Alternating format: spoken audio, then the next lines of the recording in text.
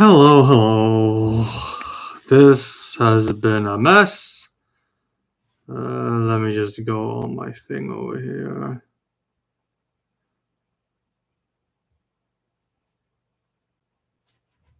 Okay, let me see if the sound is working.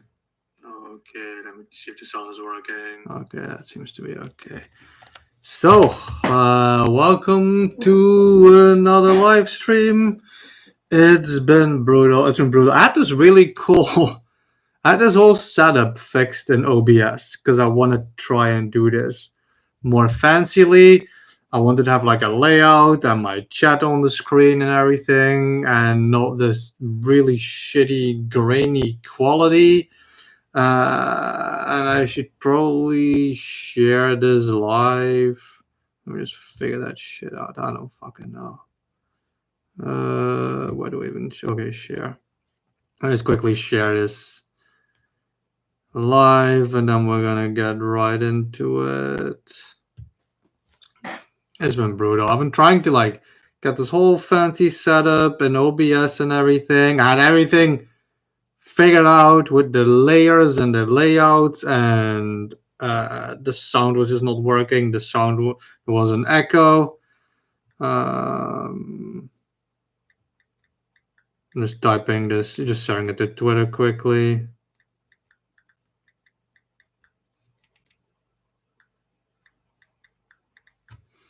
It's been a mess. Okay, just sharing the link, and then we'll get right into this. I mean, it's been brutal already anyway, so it doesn't matter. Okay, so I should probably have my thing open so I can see if there's people even here. So, as I was saying, I wanted to make this whole live stream thing kind of fancy. I had a whole setup. Man, it looks bad now. It looks so bad.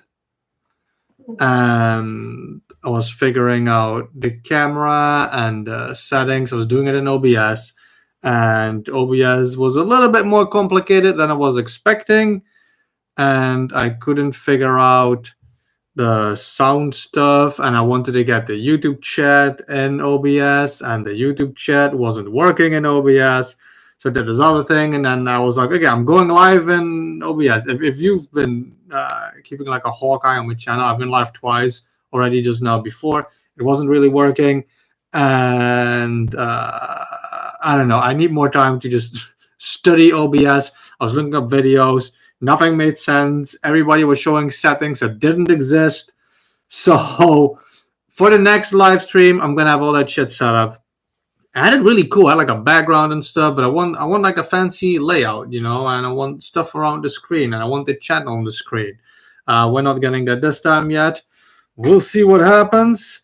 If even like 5 people show up right now with the way it's been going, it will be a miracle, because again, I went live twice already.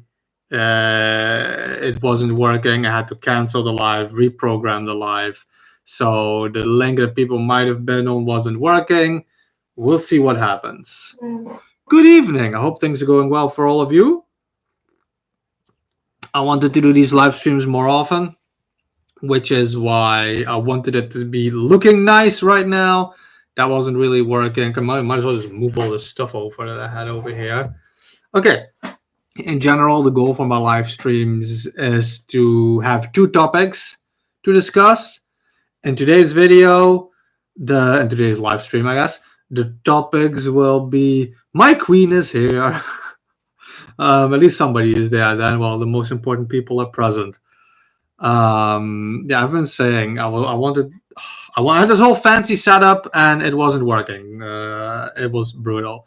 But so I want to have 2 topics always for my live streams.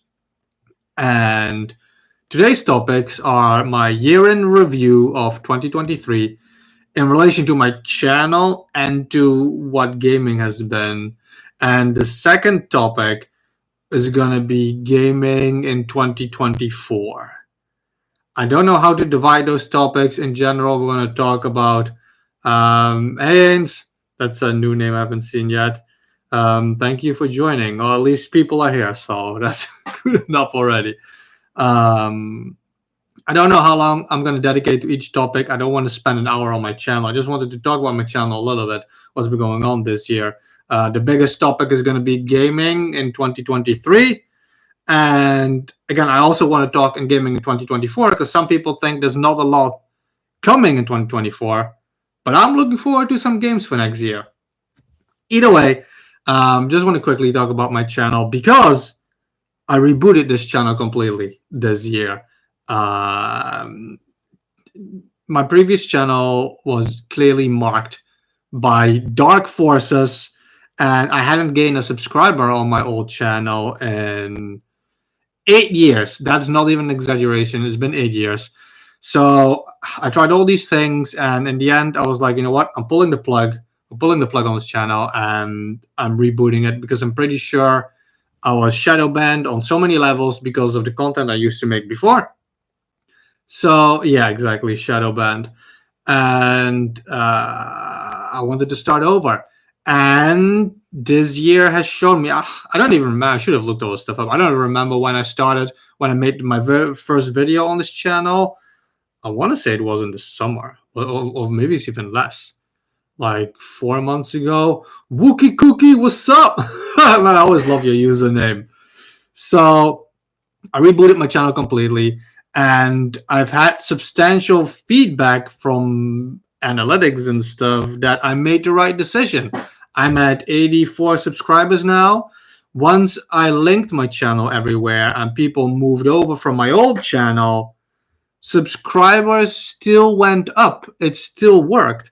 So I feel that I made the right decision. Not only that, my views on my videos on this channel have almost been the same as on the old channel, which is terrible because my old channel had 2,500 subscribers.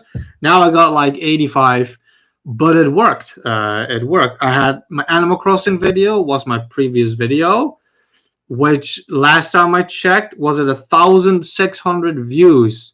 And people told me that it gained those views because the video appeared in the recommended, which on my other channel has literally never happened in the 15 years that I had that channel.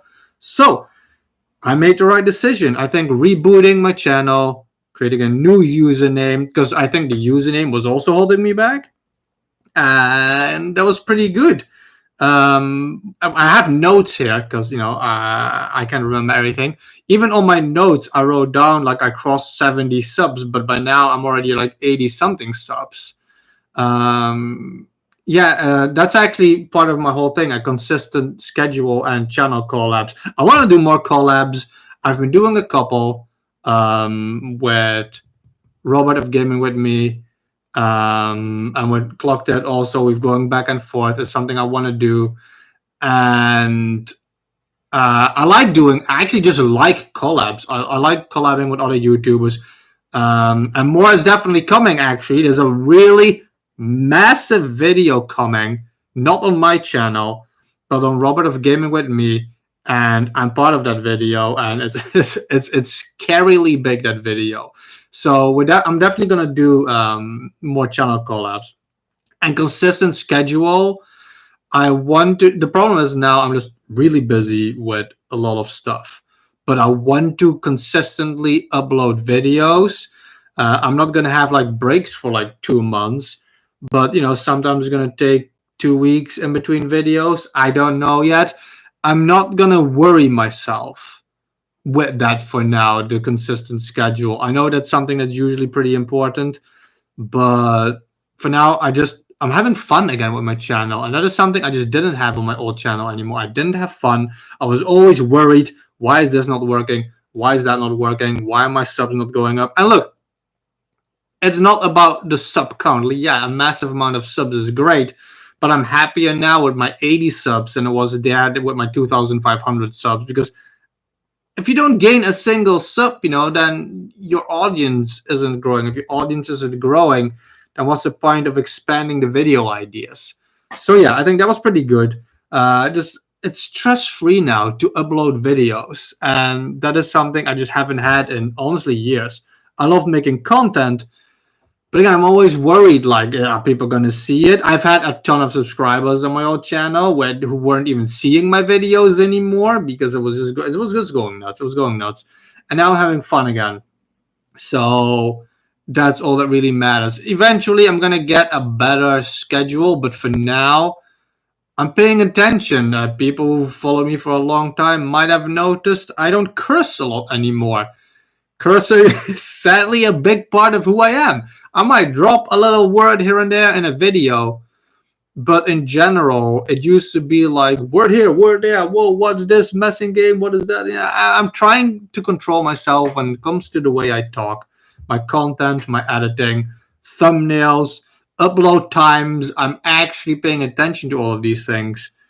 And I want to keep doing that, especially now that I'm free from the chains of my old channel.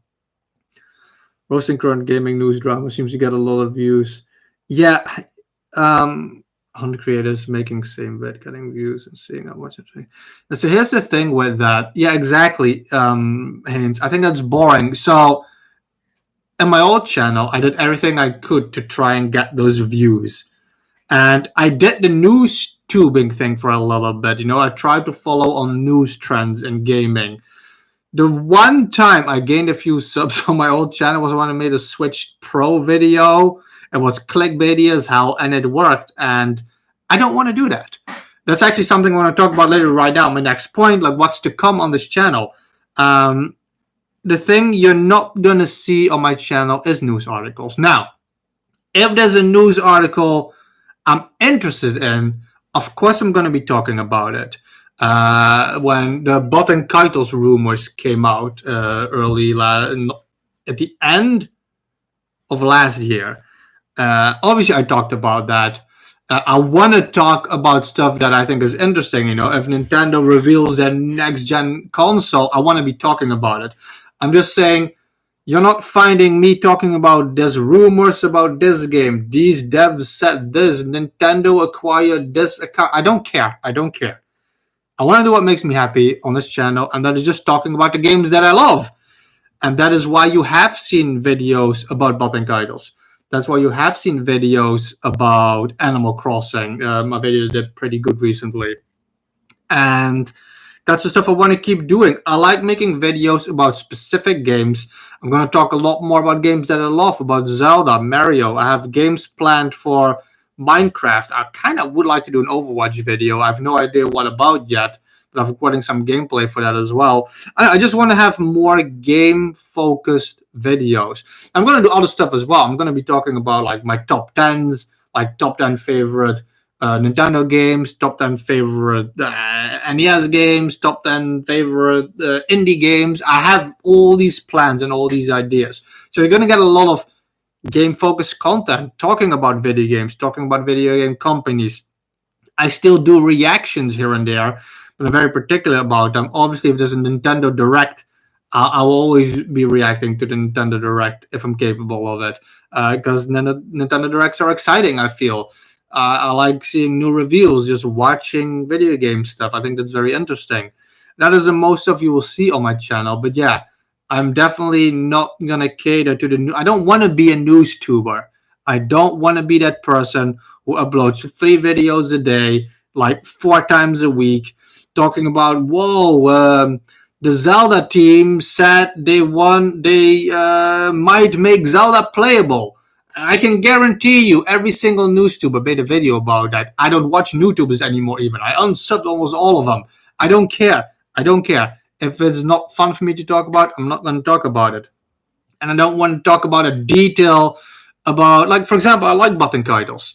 I'm not going to make a Bot and Keitels video like every week about there's new details coming out. The sales have been great. The sales of this game, the meta score of this game. I don't know. I just don't find it interesting, and you won't find it here. And that's the biggest thing. I just want to have fun again with my channel, and that's what I'm currently doing. The style of videos you've seen so far. How many videos do you have now? Like 10 videos on my channel. I really should have written all that down. I think I have like 10 videos on my channel now, something like that. And that's kind of the range I want to be in. I have a reaction in there. have general discussions and stuff. And I want to do these live streams more regularly as well because I enjoy these live streams. It's a great way. Reviews or unboxings. So, reviews or unboxings. So, I'm not the kind of person who is going to review every single game that's coming out. I don't want to do that either. But you will definitely see some reviews on my channel. I actually did a review for the Baten Kaitos remastered collection. I did a review for that. That was pretty big and extensive. Most people won't care about that review, but I cared about it. So if I care about it, there's gonna be a review. I actually finished. I finished Tears of the Kingdom, dude. I finished Tears of the Kingdom like a couple of days ago because I wanted to finish before I did like my Game of the Year stuff, my Game of the Year's video. We're gonna talk about that a little bit in this video anyway. But we're gonna do the podcast, the Game of the Year podcast. I wanted to finish Tears of the Kingdom, and I finished Tears of the Kingdom, and I was like, oh my god, like I might want to do a review for that. Yes, he does talk. Actually, he does. There's this one flower I saw today in Mario Wonder, and it like licked me as I was walking by. I thought it was pretty funny. I imagine this dude doing that. I absolutely love these flowers. I don't care. I judge you if you turn their voices off, man, in the game. I judge you. They're absolutely hilarious. I like hearing the flowers talk about the way Goombas taste and all that stuff. But yeah, you will definitely see reviews on my channel, but not as much as on a gaming news channel or a review. Because I don't want, it's like, what, this year? What came out? Mario Wonder, Sonic came out, and there were like there were like 5 games in 1 week. I'm not going to review for all those. I'm not going to do a review for like 5 games in a week. I barely care about half of them. And that's like, realistically, that's a lot of work also. But either way, this is a very drawn out way to say you can definitely expect reviews, but not as many as you would think on a review channel. As for unboxings, not to always bring it back on Baten Kaitos, I have the Japanese exclusive. There was one website in Japan, Rakuten, Asebo, I forgot, who had a collector's edition for the remake of Baten Kaitos. I had to go through this massive shitstorm to obtain one of them, and I have one of them. Hey, Upstairs, I like seeing the podcast people on here, kind of like names I recognize and stuff. So I obtained the collector's edition of Baten Kaitos remastered. It is absolutely beautiful. I made a shrine of it over there. I have it standing there. And originally, I wanted to unbox it. I wanted to do an unboxing for it. And then I put it off because I don't even want to touch it with my fingers. I don't want to hurt this box. It's my biggest gaming item that I own when it probably comes to rarity and value. And so I wanted to look up an unboxing for it because I kind of wanted to see what's inside of the collector's edition. But I couldn't find a single one of them. So I'm debating to film an unboxing for it. I can't mentally do it yet because the thing is, it has plastic around it. So even the plastic, I'm gonna have to it's a Japanese plastic though. It's pretty cool. In Japan, when they put plastic around the games, it's you can just open it and close it again. It works like that. But again, even if I'm gonna do an unboxing for it, there's cards in it. They have replica Magnus cards in it. And I'm like, dude, even if these are going to be sealed, I'm not going to unwrap those. So it's going to depend. But yeah, I will definitely do unboxings because I like doing unboxings, especially because, here in Europe, especially during the Wii U era, we've been blessed with absolutely amazing special editions. And I like unboxing things when it's something you don't see a lot. I did a short even on my channel to unbox this one. He's just taking the plastic off. But specifically, when I buy a collector's edition, I like doing unboxings first. So yeah, reviews, unboxing videos. Yeah, Wookie, you can expect those within reason. So that's what I said. The game specific videos. I haven't read it. Okay, so I talked again about my channel. That's kind of it, really, for the channel. There's actually almost 15 minutes talking about that. But yeah, just to say that I definitely made the right decision rebooting my channel. I'm very happy with it. I enjoy my content. You can expect the reviews. You can expect the unboxings. You can expect the collaborations. You can expect regular videos because making videos is fun again. And I have a huge list of video ideas that I want to do. So I'm not going to run out of ideas or inspiration. My girlfriend, like several years ago, she gave me a capturing card, which is why I feel I improved the quality in some of my videos. Like I can record my own gameplay. And that's a massive game changer that makes me want to do more videos like that. That's why the Animal Crossing just did well. I actually wrote a script for it. I barely even do that, so I'm trying everything I can to keep things going. And I'm very curious to see what the end of next year holds for my channel. Honestly, if at some point I ever get back to 1,000 subs, I think that's already huge. I'm wondering if I can cross 200 by the end of next year. But I'm going to do everything I can for it. I'm going to ride the algorithm wave. Yo, cheap shampoo. Bro, Head and Shoulders is expensive as hell, okay? When I visited you, I bought cheap shampoo. Dude, man, this hair, man, like it's glorious, okay? It just, man, like I take care of it. I don't buy cheap shampoo, man. Like, no, Head and Shoulders, that's like over here, that's expensive shit. Like, I don't know. Anyway, so yeah, I wanted to talk a little bit. I don't know oils or berries or shit, man. I just wash it, and that's it. I brush it, and that's it. I know, man. Like the conversation always come back to the hair. I know it's glorious. So yeah, I mean that's the first topic about the channel itself. I didn't want it to be that long, but I don't know. It just makes me very happy that the channel is going that well. So I just want to talk still now. The next topic is going to be gaming in 2023.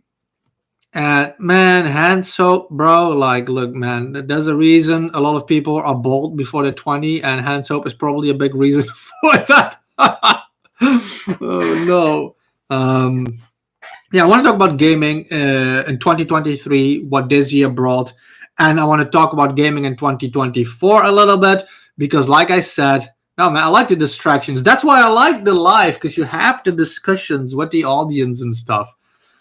And I want to talk about gaming in 2024 a bit because I said it in the beginning of the video. Some people think nothing is coming out next year, but I have a bunch of games written down that I've been waiting for that I can't wait for.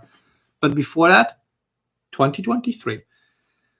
2023 in gaming has been holy shit. So much came out this year. I could barely play half of what I wanted to play for various reasons. I'm just saying I'm not going to give my Game of the Year top 5 yet in this video. I'm not even going to mention every game that I have played that is going to be on that list because I want the guys from the podcast to be like, whoa, you play, like I want some of the surprises to be in there. But I want to talk about some games that came out this year. But yeah, I'm not going to do a top 5 right now. I want to save it for the podcast, the end of the year podcast that we're going to do January 23rd, I want to say it was, something like that. But I will also make videos myself on this channel talking about my games of the year and stuff. Don't worry. But there's games that came out this year that I've not been able to play. For example, Spider-Man 2. I'm not buying a PlayStation 5 just to play Spider-Man 2, okay? And Ratchet. That is just not gonna happen. I have so much to play. I don't need it. So I skipped on Spider-Man 2. You hate your face. But ages ago, Juice and me on a podcast to talk about the games. I said no because I want to know what you did now. I mean, you can always ask Juice if you could join the podcast because we're always switching in and out of people. I'm here right now only every other week, for example, because of my work. Clocked is there a lot less than he wants to be. Also, you hate your face, like, bro. Like, I mean, I don't know your face, but I mean, I know for some people it's hard to overcome. It was hard starting out on YouTube. My problem was I had a massive speech impediment, not an actual one. I sounded brutal in the beginning. And I think you just have to, once you reach that point where you start making videos, you get used to it and you get more comfortable with it. But if you hate your face, like that's, I mean, I don't want to sound as the vainest motherfucker out here, but I mean, I like seeing my face. I have no problem with it. Like, I think that's something that mentally you just have to put yourself past about the visual aspect, you know? And honestly, people don't care. People don't care what you look like as long as there's passion showing. Remember, Ipsters, I don't know how long you've been watching some of the guys from the podcast, but Mr. T and I think Clocked It in the beginning, they were never even on camera. They were never even on camera for the longest time. I remember Mr. T did a face reveal. It was a huge deal and stuff. But then yet nobody cares what you look like online if you have interesting topics and stuff. Yeah, exactly. It's like what Minadal was saying. If you have fun and you enjoy making videos, that passion shows, you know? And I think that's a very important thing. See, I mean, my condolences for that, because that's messed up, man. That's messed up for anybody. And if you need something to get onto, honestly, I have a lot of hobbies. And I like making videos. And I'm not going to lie, some people think it's easy, but making videos takes a lot of time and it takes a lot of concentration. A lot of people don't like editing, for example. I love editing videos. When I edit videos, you go into like a zone. I have fun editing videos. So that's why I like doing it. So I suggest you start like an introduction to a channel. You start making videos and you just have fun. Like, again, because I started talking about my channel in the beginning of this video. Having fun was a huge deal for me on rebooting my channel because I wasn't having fun. And now I am having fun. If you talk about the games that you love and you have passion for what you do, that's the only thing that matters. Look at the setup I have, bro. Look at my freaking dirty ass microwave here. Like, I have a sweater over here to like hide my other shit. You know, the camera quality is absolutely terrible. I hope by next stream this all is gonna look way different. I had it almost figured out, but I was too late getting into it. I couldn't get the sound to work properly. But yeah, man, like it doesn't matter. Look at when you look at our podcast and you see the backgrounds now compared to the backgrounds everybody had like a couple of years ago, man. People don't care what your room looks like. They don't care what you look like. You should make videos for yourself and it shows and people will come. But yeah. So Gaming 2023. A lot of cool stuff came out. Oh yeah, I was talking about, I'm glad I made these bullet points. So I can't play Spider-Man 2. I can't play Baldur's Gate because there's no way I have anything that will play that properly.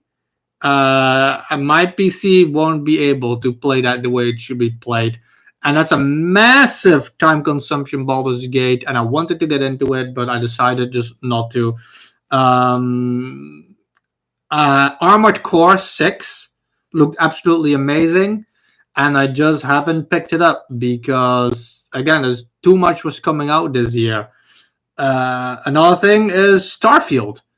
My PC, again, won't be able to handle Starfield the way it was supposed to be handled. Honestly, it probably would have been in my top 5 because I just know beforehand how that stuff is going to go. And, Pikmin 4. Even with the Switch, so much came out on the Switch. I just had to make budget decisions. And I really wanted Pikmin 4. I haven't picked it up. Honestly, maybe next year at some point it's going to be on a sale somewhere. I'll pick it up. And I hate that I haven't played it yet this year because it probably could have been in my top 5 as well, you know. But you can only put in there what you've played, really. But again, you know, those were the games I haven't been able to play. But there's been a ton that I have played.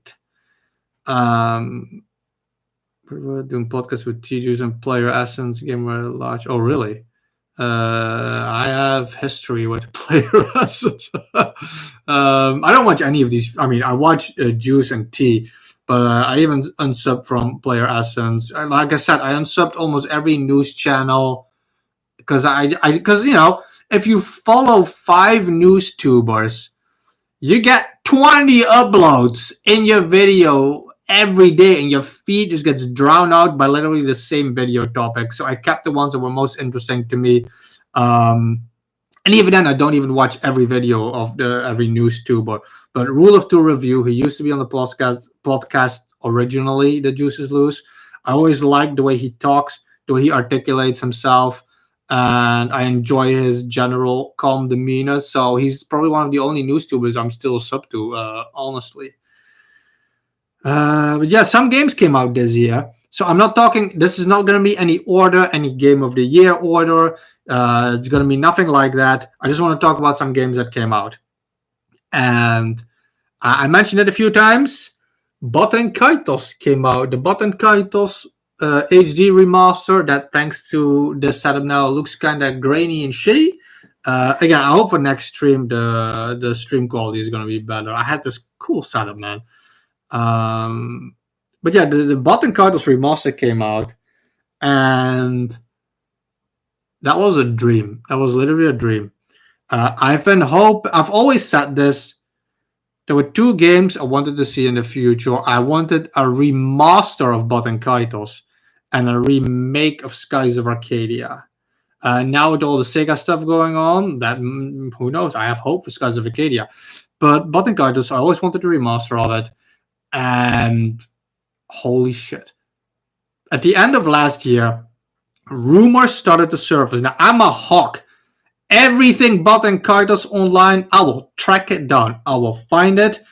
And there were rumors that 2 to 3 years ago already, they renewed the IP, the copyright and everything. And then at the end of last year, there was one specific rumor. Because this year was also the 20th anniversary of Baten Kaitos. And there was one dude who said he saw the remaster himself. And there was one more rumor. I forgot his rumor, but that was the rumor where I was like, okay, this could actually happen. This could actually happen. I made a video about it a long time ago on my Dead channel, and I was like, this remaster can happen. And then that Nintendo Direct happened, and you saw Callus appear with his wings opening up, and oh man, I couldn't believe it. And you saw the gameplay, and you could instantly tell that they remade that the character models look new, the enemy models look new, the lighting here and there was changed. There was a graphical change that was exactly what I always hoped for. And I can't believe this game came out. Like, I still can't believe this is literally standing right next to me. And then, the collector's edition came out, and I spent a long time hunting that down. Fortunately, I knew somebody in Japan, and they acquired it for me. It was absolutely amazing. So I have it standing there, and I started playing it, and I'm playing this game now. I made a huge video on it on this channel, my first impressions of the remaster, and I definitely have some issues with it, but still seeing that game in HD like that, being able to play it with the Japanese voices also. Again, I like the English voices, but that was incredible. Again, not many people care about Baten Kaitos. I tried to campaign for it as hard as I could, because I know they have Baten Kaitos 3 in the vault at Namco, because the director himself, Yoshiyuki Honey, confirmed that already, that he started pre-production on the next game. I don't know. I'm hoping that everything that came from this, that maybe one day we'll see it. I don't think it sold super well. Most people didn't care about it. And I think mostly the fans picked it up, actually. I think I picked up like 4 copies myself. I picked up this one. I picked up the collector's edition. I picked up the one that I did a giveaway for on this channel as well, that I sent off. So yeah, I mean, I did my part in the end. But yeah. But then, like, some absolute masterpieces came out. First off, Super Mario Bros. Wonder came out. It's just in the renaissance of new and old JRPGs. Yeah, exactly. Exactly. There's only so many. That's why there's so many games that didn't play this yet. There's only so much you can play. But yeah, like the RPGs have been crazy. There's still that 2D HD thing of Dragon Quest they're doing. The I'm forgetting the name now. The one that you were also excited for, Clocked It. I'm forgetting the name. It was also like a remake. Either way, there's too many RPGs coming out, and you get it. I'm going to continue about the rest of the games because again, the time you put in some of these games, I'm going to be talking about that still. You only have so much time to play every game that you want to play, and RPGs are a huge undertaking. I put as of now 40 hours in Baten Kaitos, and that's only just the first game, and I'm still playing it. I put it a little bit on hold because I had to focus on Zelda and Mario. Got the dream game. Oh, what was a remake for a game? Lost Kingdoms, man. Lost Kingdoms is one of my favorite GameCube games. I have both of them here. They're probably my top 10 favorite RPG of all time. Specifically, Lost Kingdoms 2, because Lost Kingdoms 2 did a few things better. Even though the atmosphere in 1, it's also perfect. But like, man, I absolutely love the Lost Kingdoms games. They're absolutely amazing. Again, it's also a card-based game, actually. But I like the idea of actively throwing your cards. You had like the monsters that were on instant attacks and stuff. The summon cards. I think that's what the Lost Kingdoms 2, they added the transformation cards also, and they added the robots as a new monster genre and shit. Yeah, I love Lost Kingdoms. They're absolutely incredible games. But yeah, so a ton of games came out this year, and obviously Mario Wonder came out. And I've said some stuff about Mario Wonder that people weren't too happy with, but that wasn't meant to diminish what the game was. I love Super Mario Wonder. I love everything about it. It plays super smooth. I love the animations. I love the way it looks visually. It's fun to play. I like the flowers, like we said that they added. The wonder effects are absolutely crazy. You never know what's gonna happen. I like the backgrounds and everything. Like, yeah, I don't know what I'm expect. I guess what I was hoping for Mario to do, I guess, is for that platforming to maybe resemble Donkey Kong a little bit more, where Mario just feels very bricked. It feels very bricked. I don't know how to explain. There's like a grid on the screen, and I guess I was hoping for them to kind of get rid of that a little bit. Is you play Mario Wonder, and if you strip it from everything, when we're talking about the visuals and stuff, it's just every other Mario game, and I guess I was hoping for a bit more, but it doesn't change the way. It doesn't take anything away. I mean, from how perfect that game is, absolutely love it. Again, visually, it's a masterpiece. I love the wonder mechanics a lot in Mario Wonder. One thing I always said that the next 2D Mario should do is give us something that you cannot recreate in Mario Maker. And I feel that's what Mario Wonder did. Mario Wonder had the Wonder Flowers, and it's crazy. Sometimes you got a stampede of animals. Sometimes the whole level starts moving around. Other times the perspective changes to a top-down view. That was nuts how the level was designed that way. And that's what makes it so great. And I think it never gets tiring. Every time, because I'm still playing through the game, every time you see a wonder flower appear, you get all crazy. It's like, oh, what's gonna happen now? You know the crazy shit is gonna happen, and it can be something as simple as bubbles coming from the floor to giant boos chasing you and singing as they're trying to kill you. To enemies in general can start to sing. It's a trip. It's an absolute acid trip, and I just love it. I love it. I wish the multiplayer was handled differently. I don't use the online function because I don't like the cardboard stuff. I don't want to see other people playing. Um, no, I feel the hey Mystic. Yeah, you're late, but we're still going for like another hour at least. Everything is going good so far. I talked about my channel, this year, what's been happening, and now I'm talking about gaming that happened this year so far. So games that have been released, and right now I was talking about Mario Wonder, and I feel the deeper I get in Mario Wonder, the more I start to love it. Right now I'm doing, because you don't even need to do some of the final words in order. So the second you could choose what level you could go to, clearly I went to the poison mushroom world because that's my jam. Dark forest, spooky stuff, and they have remixes of the music. I just absolutely love the music in the area that I'm now. And every level you're wondering what's going to happen. Yeah, it's different. Something I like in Mario Wonder is that you don't just have a grass world or a sand world. You have like your grassy world, but then you have a section where you go to the sky. You have a section where you go underground. You're in the desert, and you have a section that has like water. You have a section where you're climbing the mountains in several levels. And I think that's the thing Mario Wonder does best compared to any other Mario game, is the variety and levels within each world.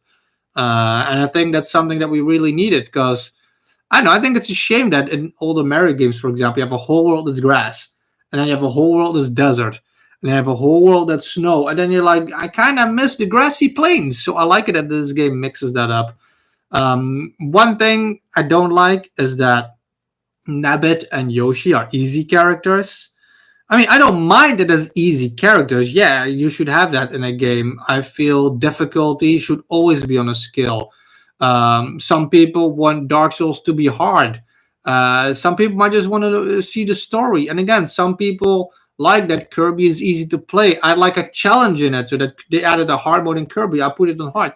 And I feel in Mario Wonder, every character really technically plays the same, and I see no reason why they couldn't just have the easy mode for every character, because the only thing it does is that you don't take damage from enemies.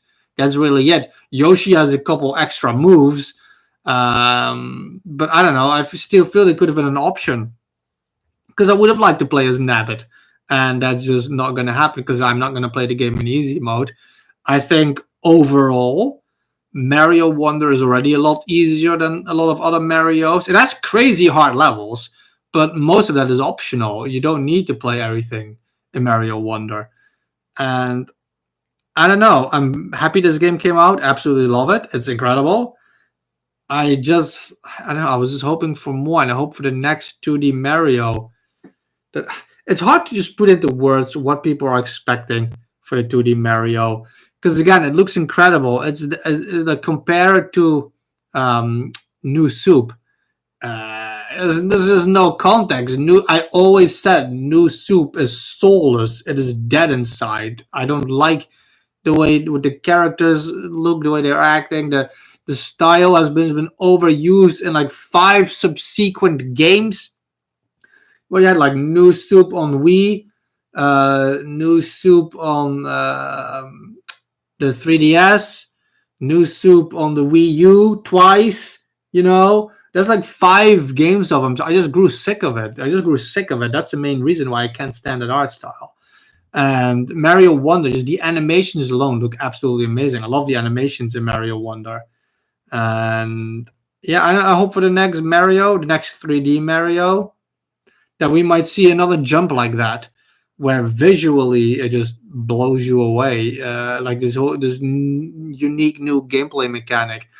Again, the Wonder Flowers are absolutely fun, and I like all the power up. The bubble power up is probably my new favorite power up in the franchise. I like the drilling is actually a lot more fun also than I was expecting.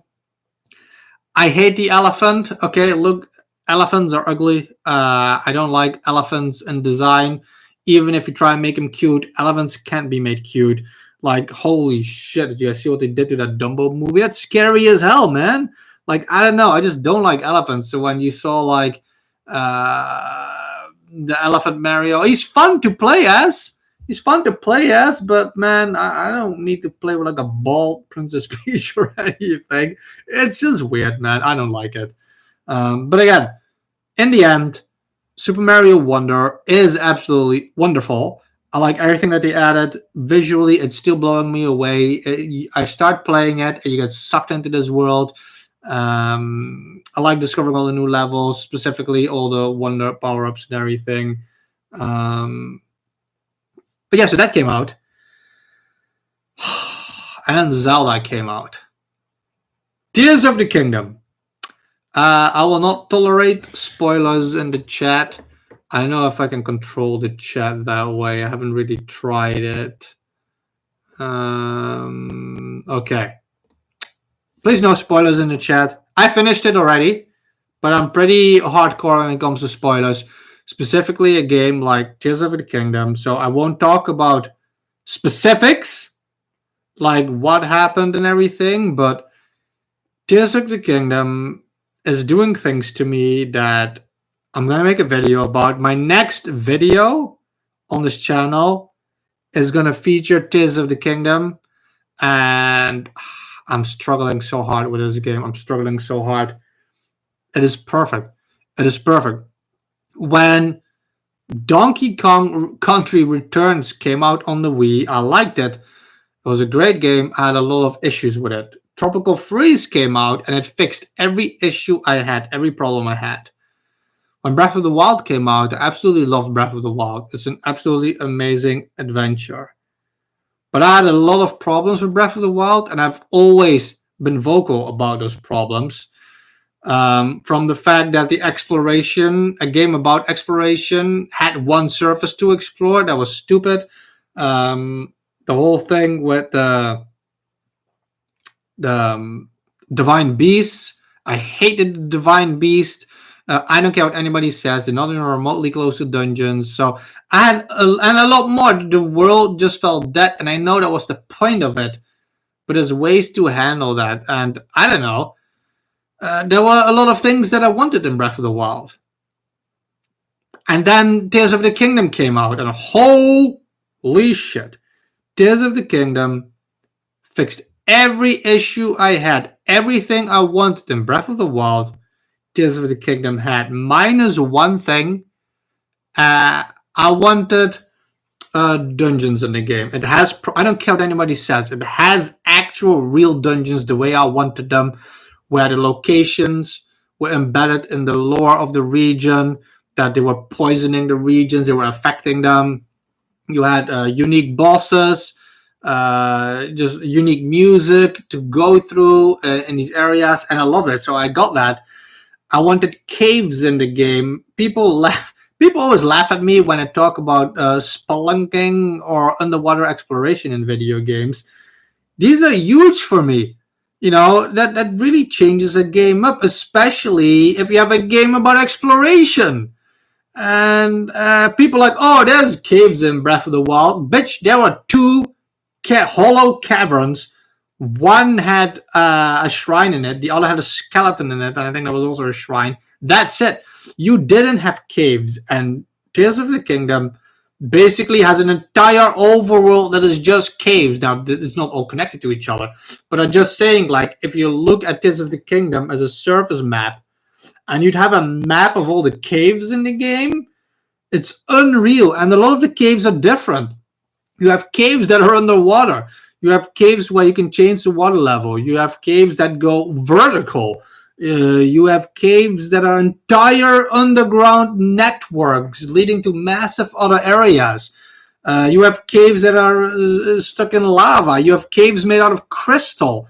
There's caves that are enemy fortresses. Like, there's so much to the caves alone already. So yeah. Another thing, like I said, I wanted was underwater exploration. Zelda has gone underwater before in previous games. I like it when a game goes underwater. I like underwater levels. I think they're extremely atmospheric, whether it's Mario or the Elder Scrolls. I was hoping for underwater, and Tears of the Kingdom did not add underwater exploration, but I can excuse it for what I'm going to talk about next. But also, Tears of the Kingdom uses this constructing thing where you can build stuff. You can put fans on boards to make a boat. You can make like flying helicopters and stuff. It can go as crazy as you want, but this was literally designed to go either through the air or over the water. And I'm pretty sure they didn't add the underwater exploration to force you to like build boats and ships and stuff. And I like doing that, so I don't mind. Um, yeah, man, Haynes, I love underwater levels. I like it when you go underwater in a game and the sound kind of dims out, in like in a Mario game or in, like I said, for example, Minecraft or Ocarina of Time has it. The Elder Scrolls specifically also. I like going underwater in games, whether it's platformers or massive RPGs. I think that every single game should have underwater levels. People often like to bring up, for example, the water temple in Ocarina of Time. I like that temple. There's nothing wrong with that temple. People get lost because they don't understand how Farore's wind use. So I like it. Yeah, obviously there's a degree in what's good in an underwater level, but yeah, exactly. You can make extremely atmospheric, like what Mystic is saying. Like the bioluminescence and like piercing lights and everything. Like there's so much you can do with underwater levels, and people, especially retro gamers, I guess, they think of water levels. They think of the water temple on Ocarina of Time and the dam level on the turtles. And I think stuff like that has turned people off. But I like to argue there's incredible underwater levels in games. From games like Super Mario 3, Super Mario World, right down to Zelda games and stuff. And I don't know, I think it probably has a lot to do with games we used to play in the past. So the thing about I was gonna talk because Epsos mentioned what he's disappointed in Tears of the Kingdom. I feel that Tears of the Kingdom's main Hyrule overworld doesn't even feel like the overworld from Breath of the Wild anymore. It doesn't. It doesn't feel like you recognize a few spots, but I feel they did stuff to it. It's not the exact same. On top of that, with Tears of the Kingdom being absolutely populated with all the races everywhere all the time, you take a few steps, there's side quests everywhere. The world is just more alive. Add to that, like I said, the cave system that just changes everything completely. And yeah, like that's one of my big things also about Tears of the Kingdom, the exploration. They didn't just add the caves. You have the skies, which Nintendo focused on a little bit too much, I feel, because I do feel there should be more to the skies. But in the end, I am satisfied with it. There is a lot to do in the skies. I was just hoping for a bit more there. But being in the skies is so serene and peaceful. I absolutely love being in the skies in Tears of the Kingdom. I like trying to build things to fly in the sky, to travel between the islands. I try to be in the skies as much as I can, and there is always something to do there. And yeah, the other thing that Tears of the Kingdom brought is the depths. And the depths brought me this level of darkness and horror that I've been wanting back in Zelda since Majora's Mask. And Tears of the Kingdom brings that horror back in a lot of forms. In the story, also, the story builds up through the entire game with this unnecessarily brutal story. Again, don't give me spoilers in the chat. I will absolutely mute you for people who haven't played it yet. With that ridiculous finale. And so they brought that horror back. And I feel the depths showcases that very well when the first time you dive in, because the depths wasn't really shown. I think in one of the trailers, Nintendo had a short clip of the depths, but even then you wouldn't be able to tell that that's what it was because there was lighting and stuff around and stuff. Like the first time you get into the depths is absolutely unreal, and it is literally a second overworld. So the stuff that I missed in Breath of the Wild, that was the exploration.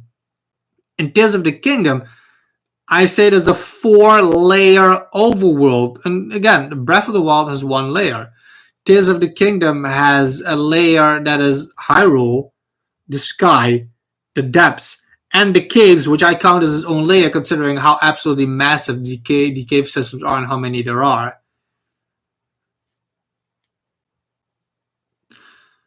Well, the thing that I like about the overworld, though, is I actually argue the opposite. The thing that made Breath of the Wild so good and the overworld was the traversal. Your point in Breath of the Wild was basically to go from one point to another, to walk around. But there's no point in it, really. You're just looking for the shrines. That's the main thing. Whereas in Tears of the Kingdom, I feel the locations go way deeper. There's stuff happening in the world. You got a village that's under attack. You got like people who are lost or trying to find their friends. I'm not talking about the Koroks. I like the Koroks, but like the musician quest, for example. There's all these people. There's all these side quests. You got like presidential campaigns going on. You got like kingdoms dying and everything. You have like there's so much to do. Everywhere you go in the overworld, there's stuff to do, and they give you so much more reason to explore. From characters that want you to look for things, to the shrines that are back, to the Koroks that are back again, to like I said, the quests that are telling you to go places, to again the caves. Like there's several subquests this time, like the Bubble Frog subquest, for example. That gives more depth to the exploration. There's more reason to explain, to explore the overworld, I feel. And again, if you get tired of exploring the overworld, which is a valid opinion to have if you played Breath of the Wild, you got 4 tiers of exploration this time, so you walk a little bit on like Hyrule. I think the purpose of Tears of the Kingdom isn't necessarily to have the exploration again the way Breath of the Wild had, which is why they added the sky and the depths. But now there's a whole other purpose to be on Hyrule itself, and that's the people, the quests, the side quests, and all that stuff. And I think Tears of the Kingdom just does it absolutely crazily. You hate underwater levels because of the old Sonic games. I like Sonic games. I'm not too big of a fan of specifically the old games. I never liked it when you played Sonic.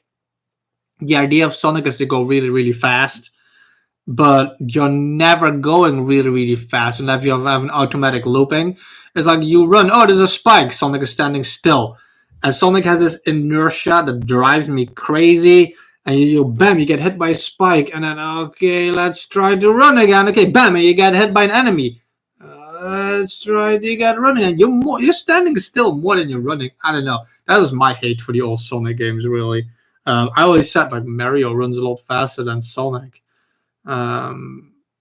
Yeah, exactly. That's what I say. Like Mario, I play Mario games like Sonic because I always said Mario is way faster than Sonic. It's more fun to try and speed run in a Mario game than it is in a Sonic game, I feel, especially in Mario Wonder with all the badges that they added. You got like the swinging badges and the turbo badges and all that stuff. It's crazy.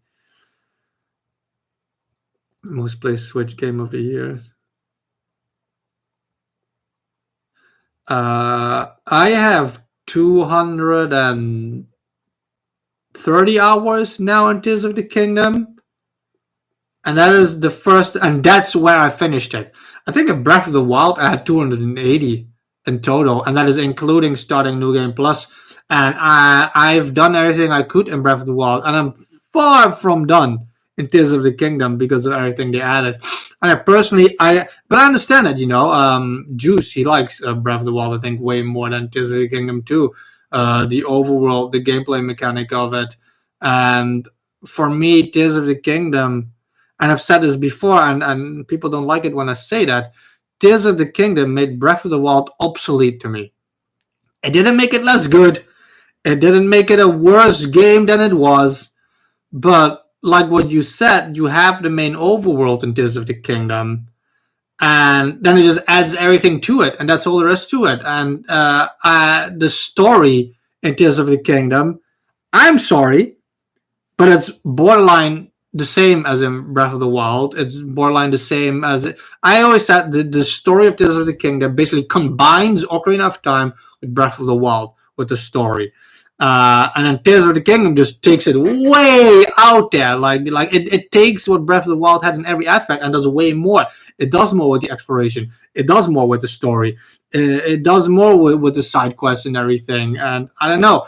I just look at Tears of the Kingdom and man, I just want to be in that sky and dive straight down to the depths. That's another thing. It's just a masterpiece in game design. The fact that you can flawlessly, seamlessly dive from the sky all the way to the depths in a straight line without even like a second of jagginess of loading or anything. It's ridiculous, absolutely ridiculous what this game does. But yeah, Tears of the Kingdom is amazing. And you're playing first thing, why do you play Alex Kidd and Miracle World? I actually own that game, but I haven't played it yet. I started playing it a little bit, but not as much as I should to have it count.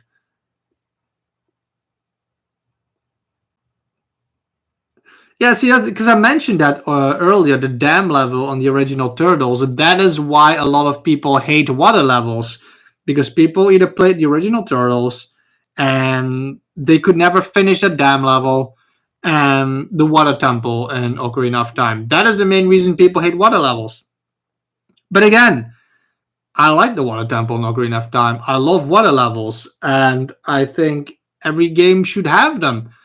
Um, it's just something really atmospheric, and I don't know, man. Like I just don't understand when people hate water levels. It's just hard for me to understand that, really, especially when you have games that are about exploration and you can go underwater, like again, Skyrim, Morrowind, Minecraft, and stuff. Like going underwater, it's amazing. Hey, I was gonna say Jep28 now. Pokey, I gotta find a new way to pronounce your username, man. But I'm glad you dropped in to say hey. I like that you changed your username, Pokepolden. I really like the way that sounds. I gotta find a way to call you now, though. There's like people still calling me Retrodeath sometimes. It takes some getting used to. Trust me, man, I recognize you. I still watch your videos and shit. But yeah, so Tears of the Kingdom was absolutely amazing. And I will be talking more about Tears of the Kingdom. And there will probably be a lot of spoilers for Tears of the Kingdom in the Game of the Year podcast. But right now, you won't hear anything from me. But all I can say, but I will talk about it actually. Wait, I already recorded it. Did I do the spoiler free? I recorded my next video already, which is going to talk about something Clock to the Night talk about a lot. And that is, do I want to say it? Well, it's nostalgia. We talk about nostalgia a lot. The weight of nostalgia when you're judging video games. And I'm going to be talking every video water game. I mean, Robert just bought a water game. I mean, so yeah, and eventually I will make a, no. I think even in the next video I don't talk spoilers about Tears of the Kingdom. But I'm pretty sure in the Game of the Year podcast we will. But for now, I'm keeping it on the down low with Tears of the Kingdom. So yeah, we had Mario Bros. Wonder, Button Kaitos 1 and 2, Zelda. I also, they're on camera. Metroid Prime Remaster came out. One of my favorite games of all time. And I know they call it a remaster. I still consider it a remake because when you have a remaster, things are a bit sharper or character models are slightly retouched. When you play Button Kaitos, you can tell it's a remaster. It's upgraded to widescreen. They redid some texture work and everything, and it's absolutely amazing. But when you look at Metroid Prime Remastered, bitch, that's a full-on remake. That is absolutely crazy what they did with Metroid Prime. I'm still playing through it. It is another game that I just kind of put on the back burner because it is a game I've already played before, and I wanted to focus more on games I hadn't played yet this year. So I'm still putting a lot. I'm like halfway through the game, I think. Juice. Oh, you just missed my beautiful Zelda talk, man. um, yeah, so Metroid Prime came out as well, and I look at Metroid Prime, and to me, that is a full-on remake. I don't care if they call it a remaster. When you look at what they did with the lighting in that game, with the character models, if you put Metroid Prime Remaster next to the original game, sorry, you can barely tell them apart. Like the stuff they added to that game is absolutely amazing. I'm actually playing a game right now that I'm keeping under wraps still until the Game of the Year podcast because I don't want to tell people I'm playing this game yet. And Metroid Prime does something that I wish that game did. Metroid Prime is just absolutely perfect, and I love it. I like hearing the music again. I like some of the changes they even did to like the visors and stuff. Yeah. Okay, because episode you're mentioning how Prime got ignored at the Game Awards. I skipped over this. I was still going to talk about this. I'm going to talk a little bit about the Game of the Year snubs a little bit and stuff that happened in the Game of the Year. So keep that Prime stuff in mind. We're going to come back to that. But yeah, so Metroid Prime came out remastered. Absolutely love it. It is like people have been rumoring. No, I shouldn't even say rumoring. It's not the rumoring. People have been speculating, hoping to see a remaster of the original Prime trilogy. I never needed an HD. Only they called it Prime Trilogy HD. I didn't want to play Prime 1 again the way it is, just a bit sharper. I definitely don't want to play Echoes or Corruption again in that way. So when they just released this trailer, I'm like, yeah, this is what I want. And if you would do this to the other Prime games, I might even pick them up again. If they look like this, play like this, again, like it wasn't just a remake like Juice said. There's new visuals, updated controls, exactly. And holy shit, did it need the updated controls because I tried playing the original Prime again lately, and I had issues with it. I just issues with the way it was controlling, and they didn't just sharpen the textures a bit. Like the models are basically completely new models. The lighting is completely redone. You have atmospheric visual cues that have been added.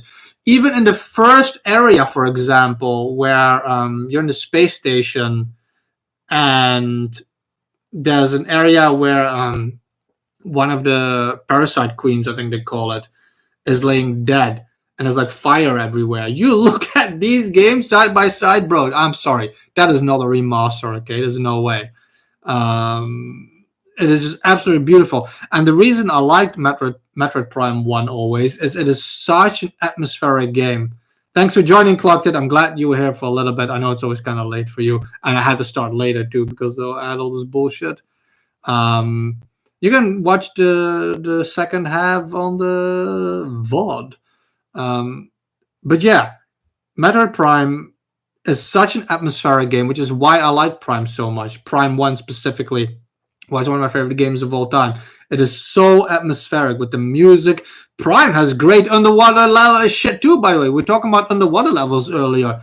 Prime does underwater excellently, and especially once you get these other upgrades and stuff, the atmosphere underwater. So graphically, it is holy crap. And then you have all these the mood stuff, whereas whether it's flying particles or the lighting that they changed, it's like I'm reliving why I love Prime 1, and it's just maxed out when it comes to atmosphere. So yeah, that was an amazing game. Another thing that came out that I quickly want to mention is Mario Kart 8 DLC. Mario Kart 8 came out, the DLC throughout this whole year. It is complete now. I put 77 hours in Mario Kart still this year. I like it a lot. I love the game. It's my favorite Mario Kart. I'm actually talking about that a little bit more in an upcoming video as well. And in another video coming up, actually. And I love the tour tracks. I always said, dude, just add the tour tracks as is in Mario Kart 8. I'll be happy. And then they added the tour tracks, but they give them visual overhauls. All the DLC, like 90, there's 96 tracks in the game now. It's ridiculous. Yeah, like sometimes that just happens, Ipsos. You gotta like find a. I feel I gamed more in the past 2 years than I did the years before that. I also had a couple of years where gaming wise it was just a little bit less. That's why I try to focus myself a little bit more. Yeah, dude, I want to play the Dead Space remake so bad. I actually own the original Dead Space, and I never played it yet. So I'm like, might as well just play the remake instantly because I've always only heard incredible things about Dead Space. Um, I'll probably get around to that next year, the Dead Space remake. But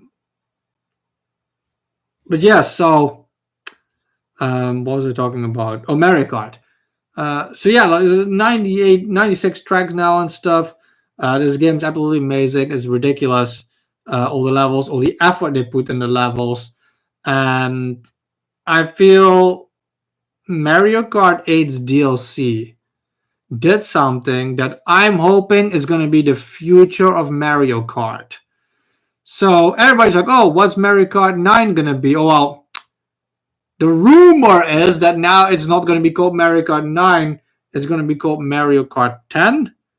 But okay, I don't know. Maybe they're counting Tour in their lineup. But the DLC in Mario Kart 8 had a level, Yoshi's Island. And Yoshi's Island is an absolutely amazing DLC track. Yoshi's Island gave me an idea where for the next Mario Kart, what I would hope to see is Mario Kart where you're only racing through Mario worlds. Like, how is that not even a thing? So yeah, you have like the Super Nintendo levels, for example, that look like the old Super Mario World levels. And you have like Delfino Airport that's themed after Sunshine. But I'm talking full-on Mario levels, like what Yoshi's Island did. In Yoshi's Island, you're racing through Yoshi's Island, through the game. And that's what I'd like to see. Give me a Mario Galaxy level where you're racing through space, through the Mario Galaxy worlds. Maybe add a low gravity effect there. You can have like a level completely based on Mario Sunshine where you have like water levels. Make like cups, for example. Have a Mario Sunshine cup, a Mario Galaxy cup, a Yoshi's Island cup, and have or like a Super Mario World cup, and have you race through Super Mario World, through the Dino World, have the castles there and stuff. Go through like the overworld, and you go into like a ghost house.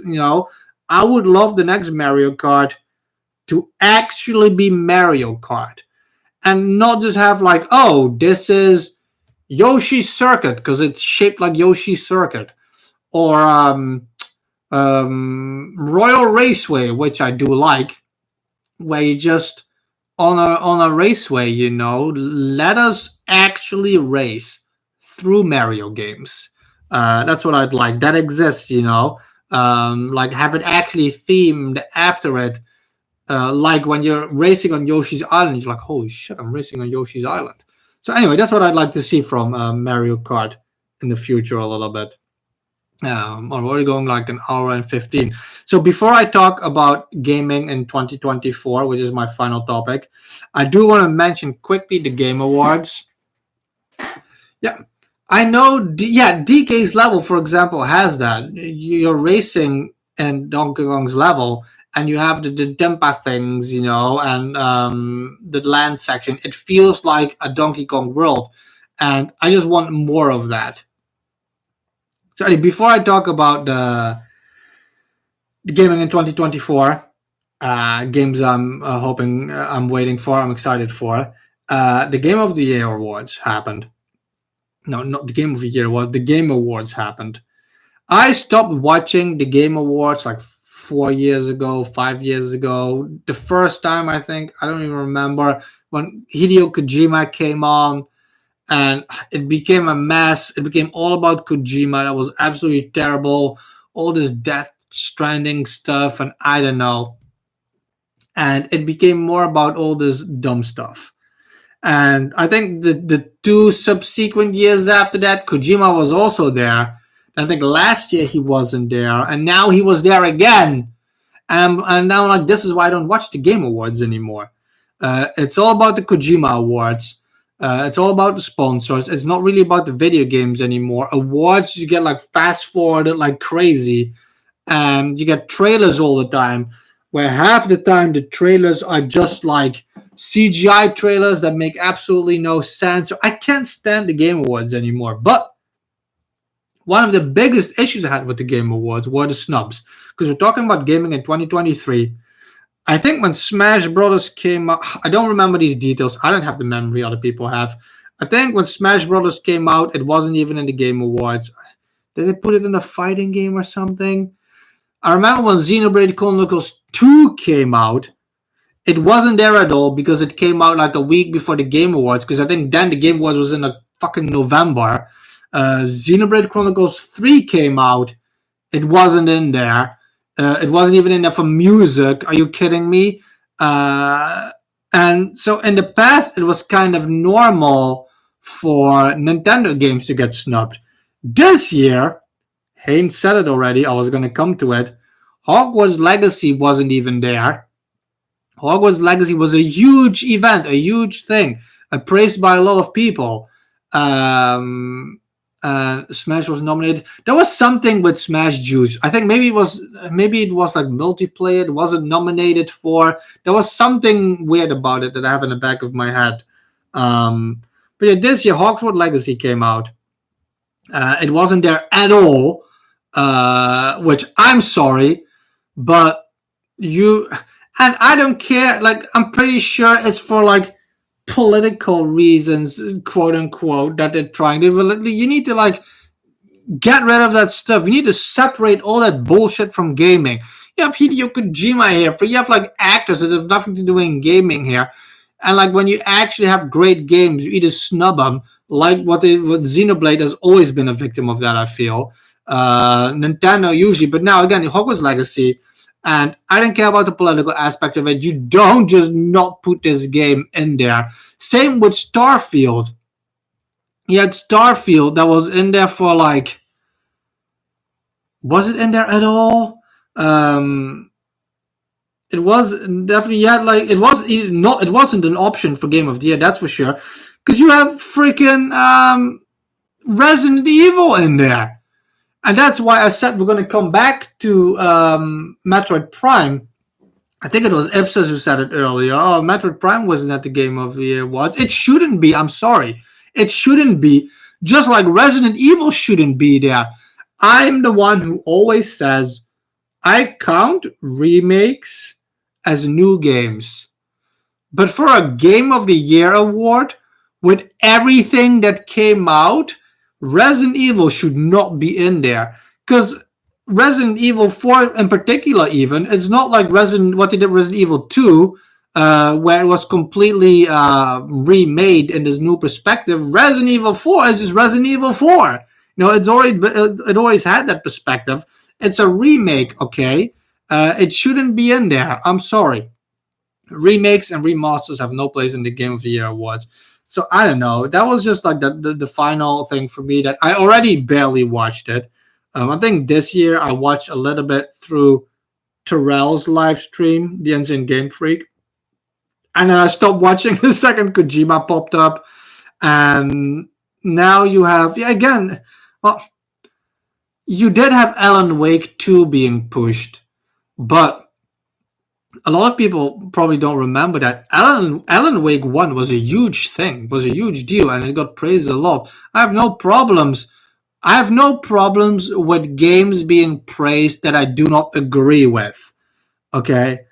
I just have a problem with games not being there that should be there. When you have like AAA high quality games like Hogwarts Legacy, like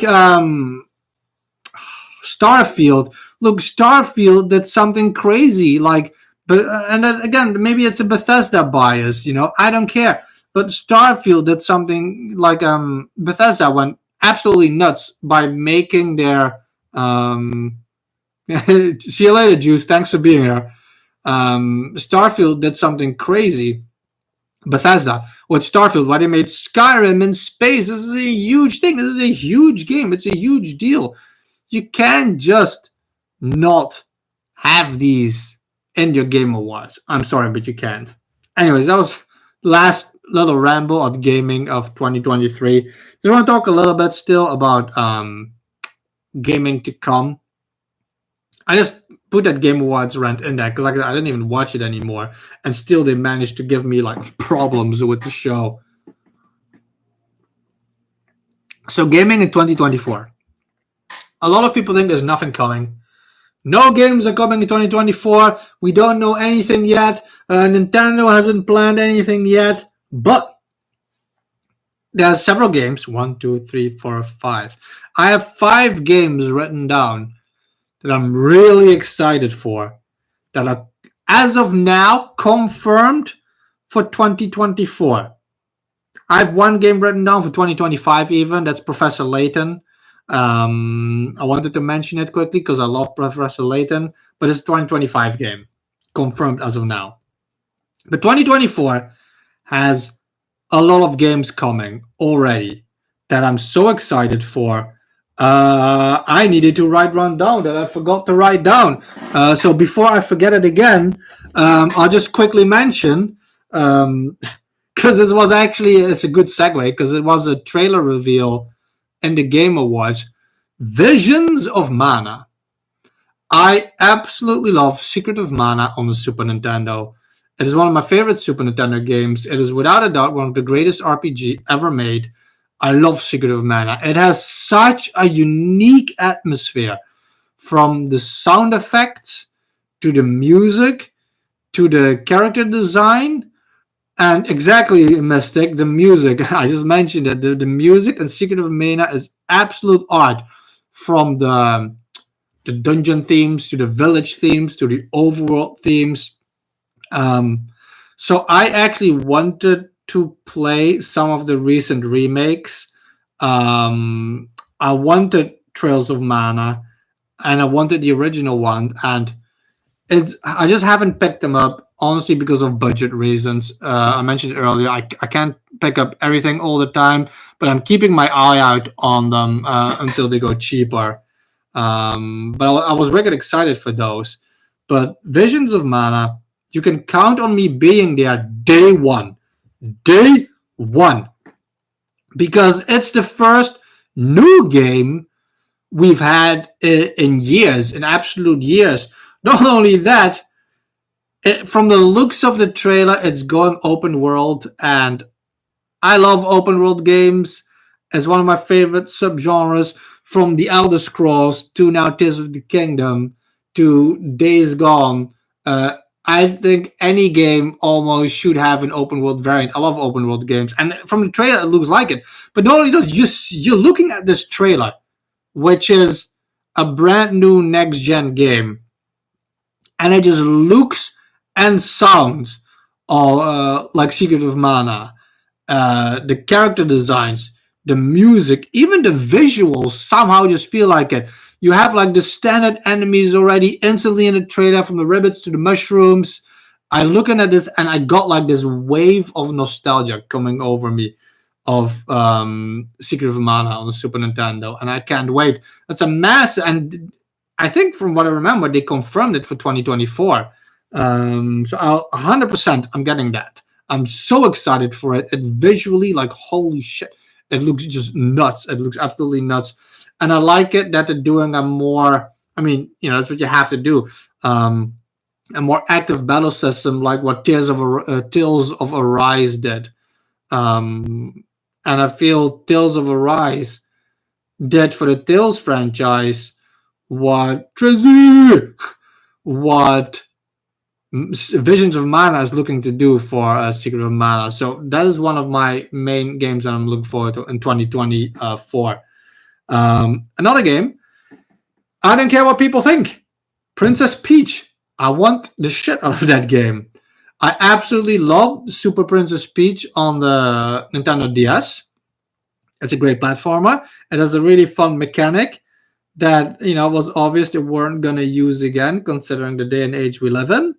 But dude, Tales of Arise is absolutely incredible, Trizzy. Dude, it's absolute art. It sounds like Button Kaitos because Motoe Sakuraba did the soundtrack for it. And it is the first time where Tales of finally got an art style where I'm like, yeah, this is that 3D art style they should go to. It's absolutely amazing. But yeah, Princess Peach. When from the first trailer, I got excited for it. I always said, "Do we need a new Princess Peach game?" I don't understand why we just don't have a new Princess Peach game. Like, it makes no sense. Like, why wouldn't you? But now they are, and I really love the gameplay mechanic they're doing, where every costume completely changes the gameplay of the game. So you have the sword fighter Peach, and there's a lot more combat involved. She does the cooking thing. All of a sudden, there's like cooking mini games. The chef outfit, the Sherlock Holmes, the detective outfit, and all of a sudden it becomes kind of like a story based quest thing. And I'm excited to see what Princess Peach is bringing. I like the way it looks visually, and I like the thing the gameplay is doing. It looks like it's going to be a really cool, solid adventure. And that's all you could ask for. That's all I wanted. I'm not expecting a Mario Wonder platformer. I want a Princess Peach game, and I like that it's doing that. So, Princess Peach, I'm definitely looking forward to that. I have four more written down. Fantasy Life 2. I absolutely love Fantasy Life on the 3DS. It is among my favorite 3DS games. It has a crazy huge world. I wasn't even expecting that in the game. And the purpose of Fantasy Life is it's an RPG. You can live your life the way you want it. You can either like hunt down the enemies as a swordsman, or you can just become a tailor, and then you have mini games to create clothes or to create your weapons. They're adding a couple new jobs in this game, and what I like about it, it still looks like Fantasy Life, just with next gen graphics. It's not making it like crazy 3D or this weird thing where you don't recognize it. It looks like Fantasy Life.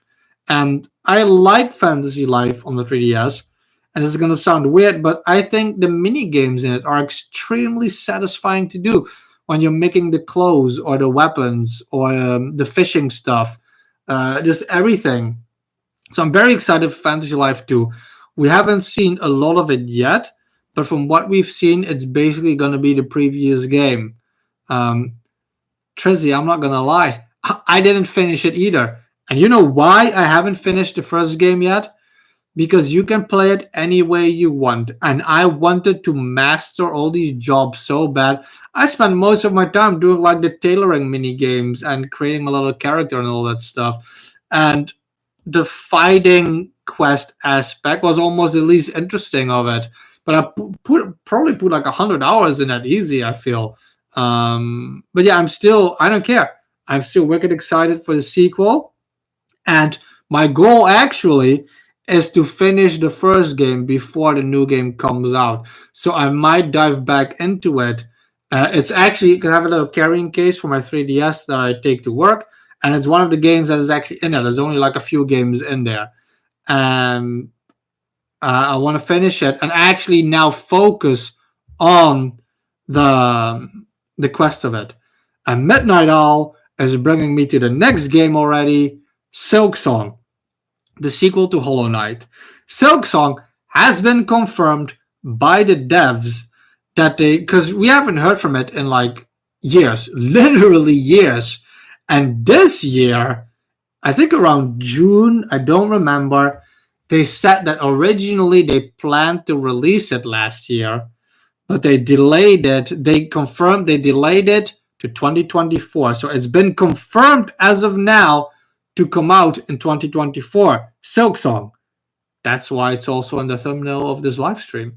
Hollow Knight is one of the greatest indie games ever made. It is in my top 5 favorite indie games ever made. It's in my top 3, actually, I think. I have it on my phone, the list, because that's going to be a video by itself, my favorite indie games. The gameplay loop got kind of redundant to it. Same problem with Master Rejo. Yeah, exactly. Some games just do that, man. But I like this kind of games where you just don't want to finish it, really. Um, but Hollow Knight is one of the greatest games ever made. One of the greatest indie, not even just indie games. It's among the greatest games ever made. The atmosphere on Hollow Knight is, oh, I feel it. That music, it's a very iconic music already. I feel the character design, the gameplay is just solid as hell. It is crazy. Some of the fights in Hollow Knight were just way too hard. It is nuts. I like when you went all the way into the abyss in Hollow Knight. It went darker and darker. And the thing that I like is Silksong, from what I remember, is going to focus on going up. I think they said it was a prequel, but who knows how much of that is still what it is now today, because they've been working on it for years. Originally, Silksong was just DLC and Hollow Knight. Then in the Kickstarter campaign that they didn't even make it. It didn't even make it because Hollow Knight was going to have a quest for Hornet, who is the main character in Silksong. And it didn't make that tier. What hurts me the most is there was also a tier that you could play as Zote the Mighty. I have a plush of him. He's my favorite character on Hollow Knight, Zote the Mighty. He better come back in Silksong. I love him so much. He's just an absolute asshole.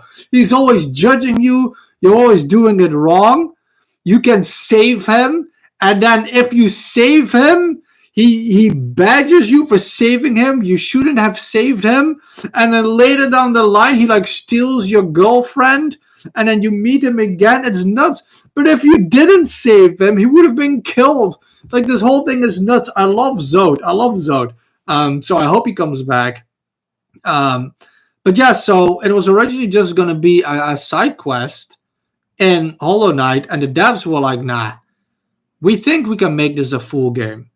And they made that decision like 6 years ago now? 7 years ago? I made a video that I've never published yet because it wasn't finished, because it's an achievement hunting video, and I switched channels a few times in the meantime. I still have to finish it, but it's like over an hour long. I literally started video saying, oh, they just revealed the Silksong.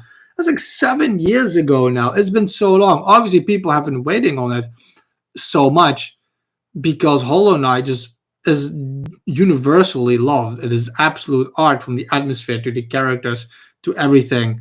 And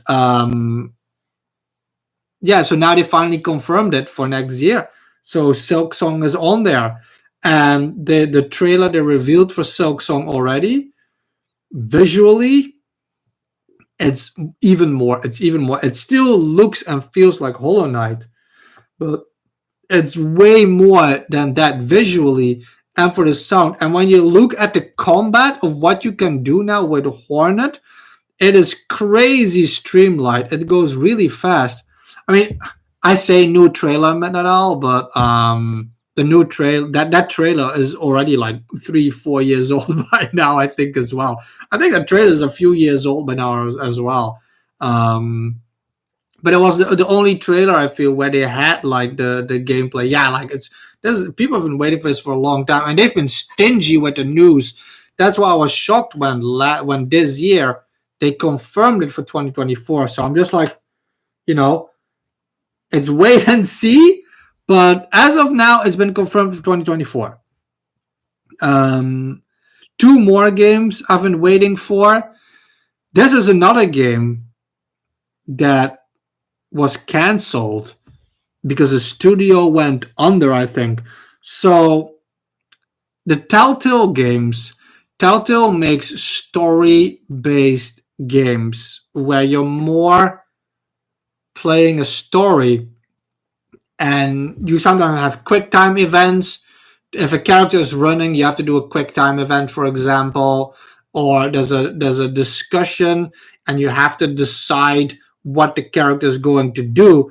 But what makes the Telltale games great is that everything you do has an impact on the rest of the game. Every decision you make impacts where the story is going and where the ending is going. For example, Borderlands. It was one of my favorite Telltale games. Is the Tales from the Borderlands. That story is crazy and it's nuts. And there's still games, but it's not like you're playing a platformer. But sometimes, like I said, there's a quick time event. You have to run away, so you quickly click two buttons. And if you fail with running, you don't necessarily fail the game. The game just takes a different turn after that, and then your character meets a character he wouldn't have met. And you can, for example, say, "Oh, kill me or let me live," and you're like, "All right, you're kind of shitty. I'm going to kill you," and that has influence on the rest of the story. And Telltale made a game a long time ago called The Wolf Among Us. The Wolf Among Us, I'm trying to pronounce it properly so that people don't say I'm like Wolf. The Wolf Among Us was an original game that was based around fairy tales. And it was basically a gritty reimagining of a lot of fairy tales. And you would, for example, it's been so long, man, and they said a sequel was coming. But you would, for example, meet. I can even give a really good example really fast. You would meet like the Three Pigs, for example, as a fairy tale, who blow the houses around. And they're like really dark and gritty characters. You would meet, for example, Snow White, who would be like a prostitute. I'm just saying it like that. I'm not saying this is in the game, but this is the stuff that the game does. It was a very gritty detective story.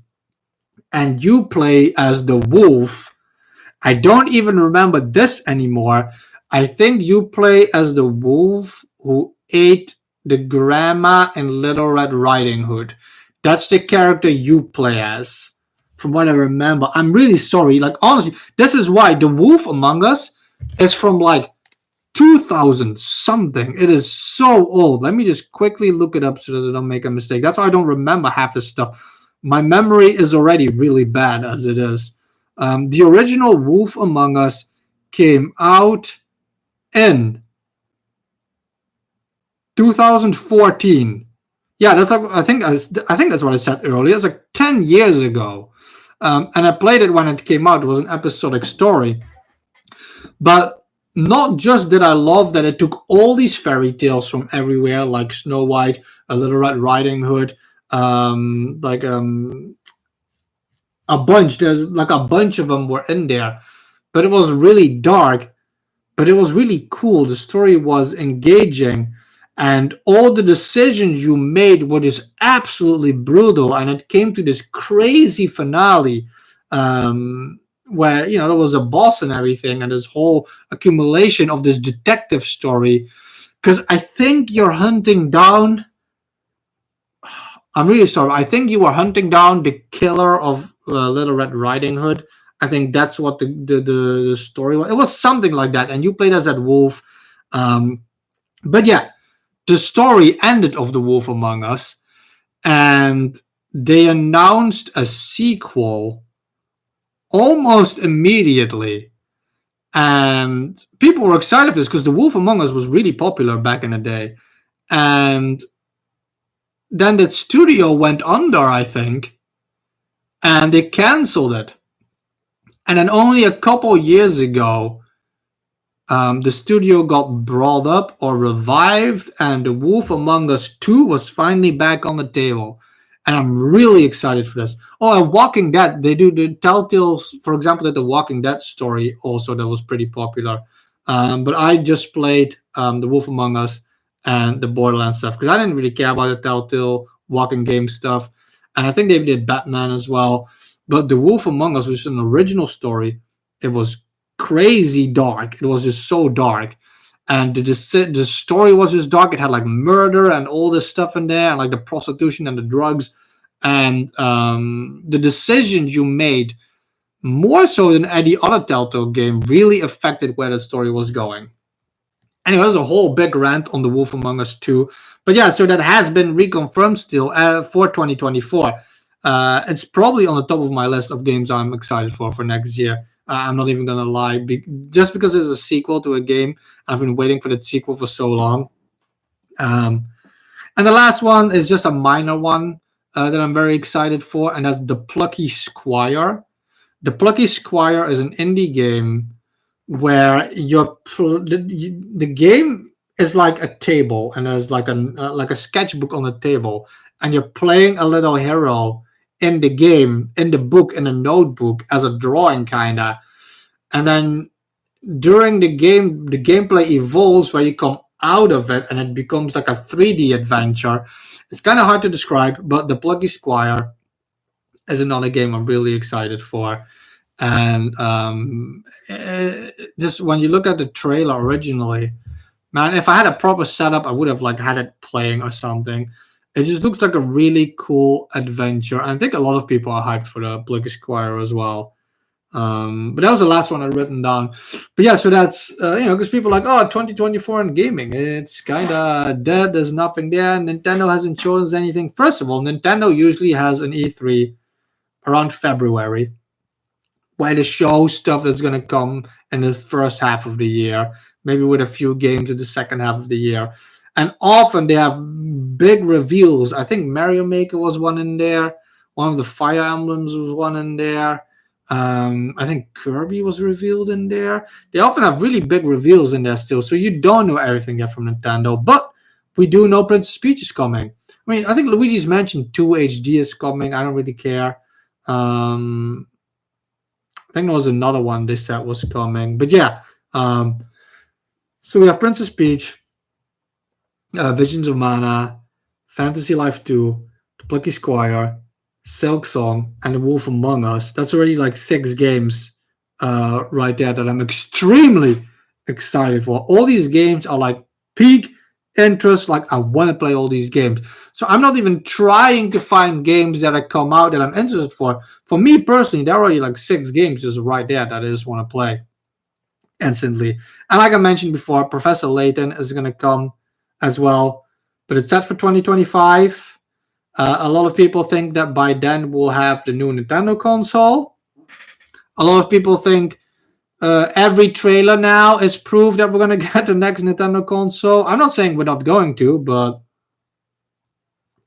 it's definitely a possibility. I'm not saying it's not going to happen, but Professor Layton being there in 2025 is one of the furthest Nintendo games, I feel, that we've had announced so far. I'm pretty sure that's what it is. But yeah, like the beginning of next year is going to show us what else is going to be there. I think that's everything I had really that I wanted to talk about. I say usually my stream, I mean, this is only the second time I did. You better do that Metroid Prime Echoes remaster. I don't know if you will hear that. I think I said, like, if they remake Metroid Prime Echoes and Metroid Prime Corruption the way they did the remaster, I might even pick them up. We'll see. I don't know. Maybe not, because my hatred for Echoes runs deep, man. But I know. I think it would sell. I think a lot of people would want that to happen. I mean, I think I'm the only person who hates Metroid Prime Echoes. Let's be real here. And I actually like Corruption. I think Corruption is an excellent game. I think it doesn't come close to Prime 1, but I think Corruption is excellent. Prime Echoes, man, I don't know. But again, they made gameplay changes to this one, so who knows? Maybe they can change some of that stuff too. I wouldn't be against it. I don't care. I'm not really interested in it, man. I just like that this came out, and now that at least those freaking remaster videos that every news tuber was doing every week, at least those are gone now. But yeah, some people think 2024 will see the new Nintendo console. I could talk about that a little bit still. Obviously, I'm excited for a new Nintendo console. I don't think we need it per se, with everything the Switch is doing, with everything the Switch is bringing. But it doesn't change the fact that I'm obviously really excited if we get a new Nintendo console. Having Nintendo, depending on what they do, People, every new Nintendo console, people want Nintendo to be up to par with current next gen systems graphically and stuff. I mean, people might be in for a rough ride when it comes to that. It's Nintendo. You don't know. Nintendo doesn't. Here's the thing: the Switch already proved that Nintendo doesn't need to chase power. They don't need it. Not fucking Mario Kart 8 that is selling like what 50 bazillion units. That's a Wii U game. Metroid Prime is a GameCube game. It's selling like millions. They don't need to have like the greatest graphics, and I don't know. It's not something that you should be expecting. Obviously, people hope for this. I hope Nintendo does like crazy stuff graphically. When I look at what some games now are doing these days, yeah, I would love Zelda to look like crazy, ridiculous. But again, Tears of the Kingdom did stuff for me this year with what the Switch can do. Exactly. Like graphics are nice, and I wouldn't say no to it. But it's like I said, Tears of the Kingdom might be like one of my new favorite Zeldas. I'm still debating that. I'm going to talk more about it in the next video. And Nintendo created a world in Tears of the Kingdom that is like an overworld that was originally one of the bigger overworlds that is now 4 levels deep. Again, Mario Kart 8 Deluxe still holds up today graphically, so I don't think Nintendo needs the super graphics, but I would like to see it. All I'm saying is just don't expect it. Don't assume that that's what's going to happen. Don't assume you're going to get a PS5 Nintendo. We might not get that, and you might be disappointed. If you set yourself up for a PS5 Nintendo, you might get disappointed because Nintendo likes doing crazy shit, and crazy shit is why the Switch is the success that it is. And I don't just see Nintendo go back to a normal single console. Trizzy, I always said, man, the Switch could go on for 10 years.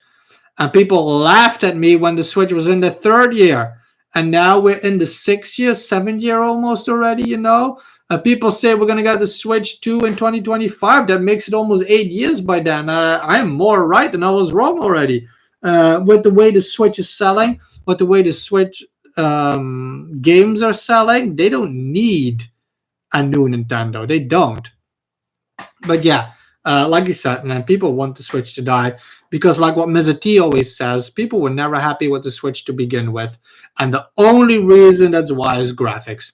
People just want graphics, the highest graphics, and Nintendo goes to those higher graphics. And when you look at how smooth games look on the Switch, even a small boost is already more than enough. Like, I know, it's going to be what it's going to be. Especially if it's going to be like a handheld system. Who knows? Who knows what's going to happen? Mystic says is still hoping for a new Smash game. So I think Smash Ultimate is almost perfect. I don't like the Light World stuff. I wish it had an adventure mode. But I feel if we get a new Smash, it needs a full-on overhaul. I think the roster needs to be cut down to a third, and I feel it needs to look and play kind of differently. I know it's not going to happen, but I mean, what are you going to do for a next Smash? What, you're going to have like 150 characters in there? That's just ridiculous. I don't like that we have like 8 Fire Emblem characters in there. I think it's unbalanced as hell when it comes to the characters that are in there. I don't like that by now Smash is this third-party cesspool. I would like Nintendo to regain focus and just, if they release a new Smash, to rework it. Look, Smash is one of my favorite franchises, but Smash Ultimate is perfect. If you release a new Smash, for example, I need Nintendo to go all out. And again, we were just talking about graphics. You don't necessarily need to have the greatest graphics, but Smash Ultimate came out and Donkey Kong still doesn't have fur. Why doesn't Donkey Kong look like Donkey Kong from Tropical Freeze? I'm saying this, for example, Donkey Kong is my main. I'm a Donkey Kong player. I love playing as Donkey Kong. And Donkey Kong on Ultimate, he looks, look, it's blasphemy that he still looks the way he does, okay? He should be looking like Tropical Freeze, which is a Wii U game. So, at Smash Bros. No story modes, characters, stages, fun mini games, etc. Yeah, for example, that's what I liked about Smash 2, the individual target practice that the old games had. I like the running mini game. I like I mean, because you say no story mode, but I really liked the embassy. Why can't I think of these names anymore, man? We talk about it all the time too. The something embassy. What can I think of it? But I like that story mode with all the cutscenes. But we know Sakurai isn't going to do all those cutscenes anymore. But I like the platforming thing that they did with all the characters finding each other and then accumulating in this crazy story. I would like that back, and the mini games and stuff. So if you bring Smash, it needs to be a complete overhaul for me, because I do like the franchise. But I think Ultimate is Ultimate. Like you can't just do this more because it's just ridiculous. Yeah, you know what's weird? Like I don't know how I'm imagining it in my head, Trizzy, but that's kind of what I'm seeing in my head. Like the stage thing just kind of changes. Maybe with the move set, you can have stages that work somewhat similar, but the fighting is more like a traditional fighter, and that's why I'm saying limit the roster more so you can expand on that per character. That's kind of what I'm thinking to something like that.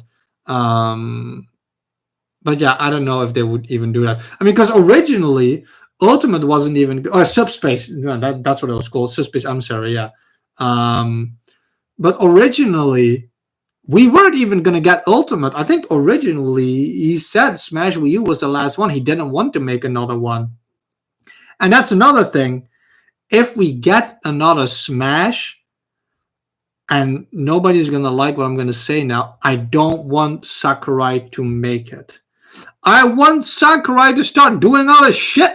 I want Sakurai to go back where the hell. Make new Kirby games, make new Kid Icarus games, make new things. I don't want him to dedicate the last 10 years of his life to another Smash game. I want him to do other things, which might help with me wanting Smash to be revamped anyway. But yeah, we're nearing the 2 hour mark. I'm absolutely starving and my voice is absolutely dying. Because yesterday or the day before yesterday, I also recorded like several videos that are going to pop up on my channels. I want to thank everybody who was here today for this live stream. My queen, Midnight Owl, was here. Mystic, thank you for showing up. Trizzy, Clocked was here. Juice, Ipsters. Like, thank everybody for joining and everything. I was a bit afraid in the beginning. I had some issues. I hope that the next live stream I have the setup better because I want the Angelo. Just when I'm about to like and then new people show up. Fire Emblem fanboy. I mean, if I was a Fire Emblem fanboy, I'd be fine with it too, But again, so okay, just to quickly say that still, if you add so many Fire Emblem, because let's face it, Marth, Lucina, and Chrome, they're all the same character. And most of the Fire Emblem characters are like sword fighters. And what was her name? Add somebody like, is it Tristan? Why do I have Tristania in my head? The big red-headed woman on the horse with the lance. Add something like that. Add like Soren, like a pure magic user. Because even now, the magic user they added, was it Soren? Who's the one they added? Oh, no, they added the title character. Robin, thank you, yeah. Like, even Robin that they added still basically fights with a sword. Have pure magic users, have lance users. I feel the problem with the roster of the current Fire Emblem characters is just that it's not varied enough. Anyway, I could talk about this stuff for a long time, but I want to keep it under 2 hours. So yeah, I want to thank everybody for joining. Again, next live stream, I don't know when it is yet, but I want to do multiple during the year. Originally, I wanted to try one a month. I don't know if I'm going to be able to do that, and especially next year is going to be kind of crazy with my life and everything. But I will do more live streams, and I'm hoping that the next one I have my setup the way I wanted, because I had like a cool layout, my logo. I want the better image quality. I wanted the chat to be on the screen. So I'm going to try and figure it out before I stream again next time. But thank you all for joining. This year was incredible for my channel, for gaming. I just wanted to talk about that for a little bit.